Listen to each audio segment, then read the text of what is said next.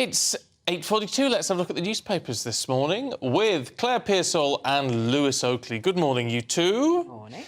Let's have a look, Claire, at the Mail on Sunday, should we? And village halls. Yes. Now, this is one of those sort of unintended consequences of government legislation. The terrorism bill, in its current format, would make the trustees of village halls be responsible for training and evacuation plans for bomb scares in every single village hall. Now, the Terrorism Bill is obviously very important, given the Manchester Arena bombings, which were an appalling atrocity. But it's now putting the same level of responsibility on volunteers who run village halls to make sure that every single community group or person that hires it is trained in all of these anti-terror laws. Ooh. Now, it seems a little overkill. As I say, these are volunteers. 10,000 volunteers run our village halls up and down the country and do a sterling job. They really, really do. And I only have to look at my own little village hall, New Ash Green Village Hall, beautiful, in the middle of nowhere.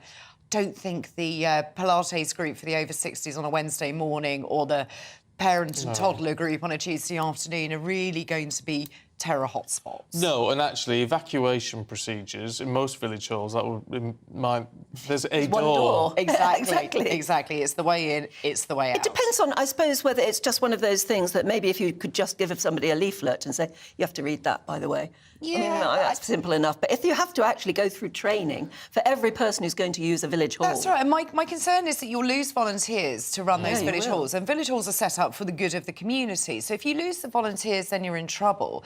Do you have to pay somebody to do it?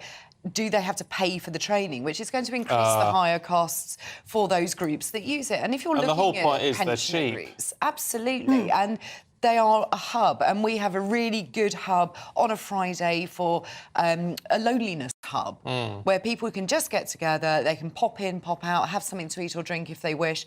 You start making that unaffordable, then you're creating more problems than you're solving. But this is the problem with legislation. It is a very blunt tool, and these are hopefully the Home Affairs Select Committee are now fully aware of it. Let's hope that they inject a bit of common sense. Absolutely. I think it's tricky though, right? Because if something were to, God forbid, happen in London, you'd have snipers there in seconds. If it is a village hall out in the middle of nowhere, maybe, you do need to have people that know what they're doing in that situation. I know it's unlikely. Why would anyone attack a village hall in the middle of nowhere? Because of that, because no one would suspect it. Everywhere in the cities is very high alert. We know about it. A village hall somewhere, they're going to be less protected. It's going to take a longer response time, unfortunately. I think they're in most of them, especially in the countryside, are in the middle of nowhere. Parking is a little bit tricky. I wouldn't hope that. I don't see the point. If it's a terror attack, it is there to send a message or to create. But as Stephen said, I mean, village halls are generally one room. Occasionally, if you're lucky, they've got a kitchen as well with a big door. Yes, and that's it. And that's right, but and the majority of people that know them, it's the same people that come every week. So if you had somebody suspicious, I think most people would question who they are in the first place. I do agree, because I think ultimately, if it does end up that people have got to be trained and there's money and less goes on, then it is kind of the terrorists of one, because they've changed our way of life. Yeah. So, I agree, but I guess I kind of see where the thinking came from. But let's talk bog-off, Lewis, because Tesco has decided to get rid of some bog-offs? So this comes off the back of the story a few weeks ago, obviously, as we know, the government kind of pushed out their plans to get rid of buy one, get one free, sort of in light of the cost of living crisis. Didn't seem like the right time to do it. Tesco is saying it's going to press ahead with it anyway. It's actually joining Sainsbury's, which stopped their deals in 2016. I didn't realise that. No. And the 2006? 16, sorry. Oh. So this is quite an interesting one, because when the government said that they were getting involved in this, I was very much like, oh, just stay out of it. It's got nothing to do with you. If someone wants to get a buy one, get one free deal, that's up to them, and people have to be in charge of their own finances and their own health. But Tesco's doing this. I think what they'll do is just shift some of the savings onto individual products. And what they've said, and this is quite a bold claim, so the supermarket is hoping to boost sales of healthy products by 65% by 2025. And I think that that's something, when we talk about healthy eating, that we always hear. It's cheaper to buy a burger than it is to buy some, products, some apples and whatever it is, some natural, healthy products. So actually, I think maybe now that this is being led by the supermarkets rather than the government, I'm a bit more here for it. Ooh, unpopular with the panel. I'm very much sort of hands-off. I don't like the government coming in and nanny stating. I very much disagree. Bog-off deals can save you money. They can if you're sensible, can't they? They can if you're sensible. And we all know what foods are bad for us. And I would dispute Tesco's claim there that they would reduce healthy foods by a certain amount to encourage people to Yeah, I'd buy like to see more. proof of that. I'm not sure. I think people will still go for a frozen lasagna or a ready meal lasagna over buying the separate products and making it, because people are time limited, energy is expensive, and also people like me have a very bad ability of putting together a meal. I can cook certain things, but I'm not great. I've failed at that in life. But I think some generators are much better. So I think that until we turn the tide on looking at what is healthy and how you cook it and making sure that energy is affordable, I think that this is just a step too far. And it's a really easy win to say, let's ban, buying 2 packets of biscuits instead of 1. But I think people, if they want 2 packets, will always go and buy them anyway. Yeah. And the government isn't going to change that. No, I think that's probably a fair point. Claire, can we have a look at the Sun on Sunday? Another clash over public sector pay. Oh, joy. I mean, it's just never-ending, isn't it? This is union chiefs last night are threatening to escalate strike action as if they brought it down in the first place. They're trying to curb inflation. Now, that kind of doesn't make sense when you're looking at the level of pay increases that they wish to have. That is only going to fuel inflation. We've come to this really sticky point where you've got the Independent Pay Review Board suggesting one certain amount and the government saying it should be something to do with the Independent Pay Review Body, but we're not going to listen to them this That's right, yeah.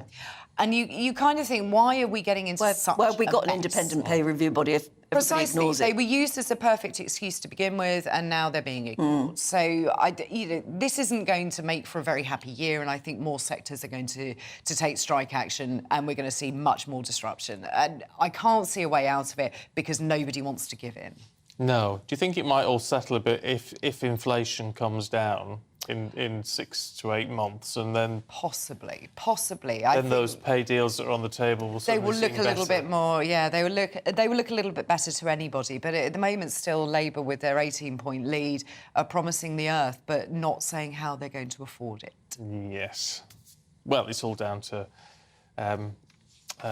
windfall taxes and all the rest of it, isn't it? Indeed, That seems to be how they're funding they need everything at the they need minute. to fess up that they're going to raise our taxes.